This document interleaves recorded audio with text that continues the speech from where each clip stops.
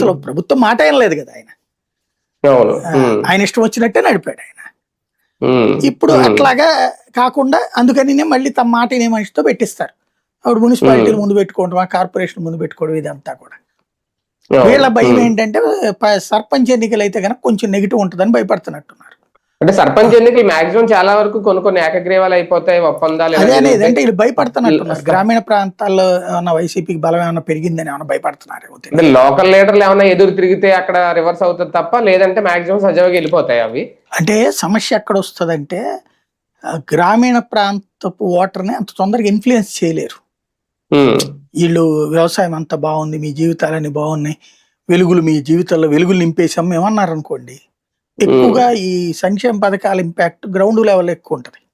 Fee రియంబర్స్మెంట్లో, ఆరోగ్యశ్రీలో, లేకపోతే మహిళకి 1500 రూపాయలు, ఇట్లాంటివన్నీ 2 ఏళ్లలో పైసలు ఇవ్వలేదు కదా.